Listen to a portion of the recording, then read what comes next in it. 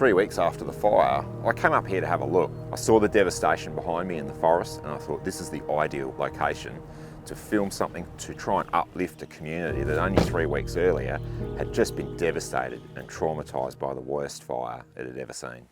It has been a tough 3 weeks and a long 3 weeks since fire set upon us.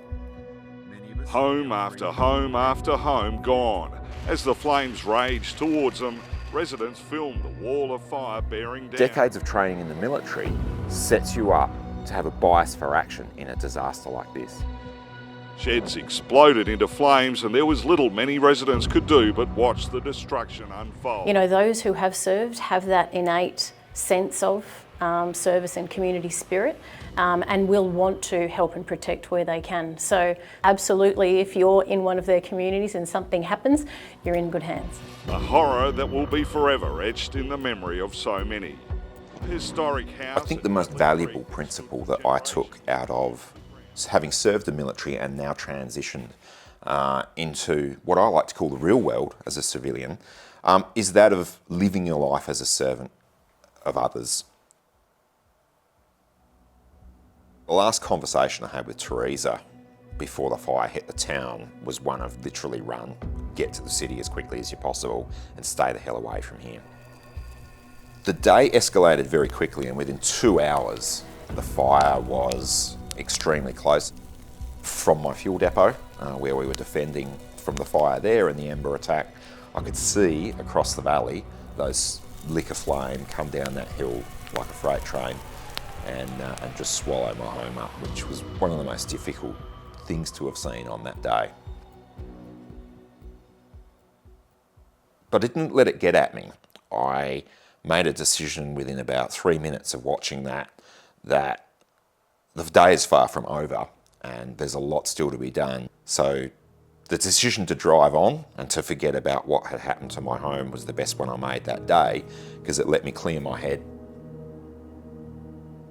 That first morning after the fires, it will stick in my memory for a long time, seeing the main street devoid of cars, but the presence of people just lost, unable to communicate with the outside world and not knowing what to do next. I thought to myself, something's got to be done here. There's no order. It's only people being confronted with the unknown, and some certainty needs to be brought to that. I found an old gentleman. I said, go and find as many people as you can. Tell them to meet at the town's oval at 11 o'clock and we'll figure this out from there. And I said, pass the word of mouth to everyone. The key thing that you see in any level of community disruption, whether that be an emergency of a grand scale or even small, you'll always find those that have got either military or even emergency services will naturally start to think, okay, hang on, where's you know, is there anyone left behind? Where do I need to look? So I think that's a really important part for, you know, serving community as well.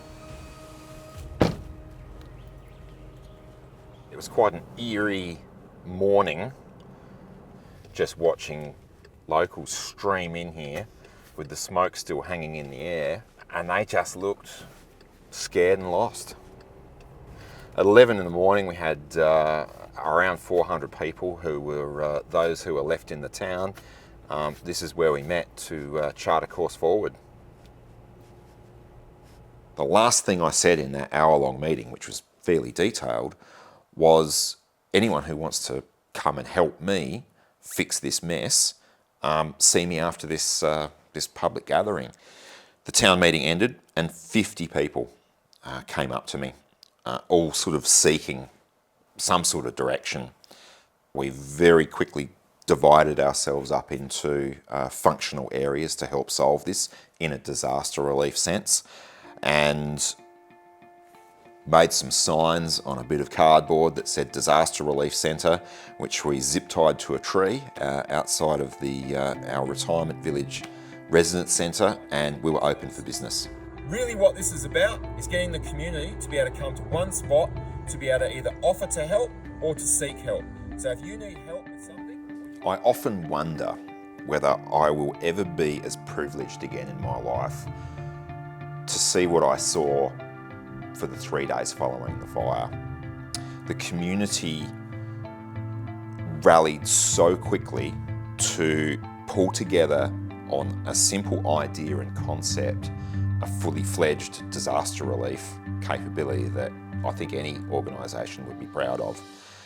People appeared out of nowhere with skills, with supplies, with resources, vouchers from supermarkets, and we instantly created a capability to help people who were in need. Once the disaster has cleared, once the tempo, once the heat, once everything's dried, then you're in recovery. And really strong community-led recovery is another really important piece of resilience. So, and I think that's the way that communities can come together and really start to set themselves up for the future.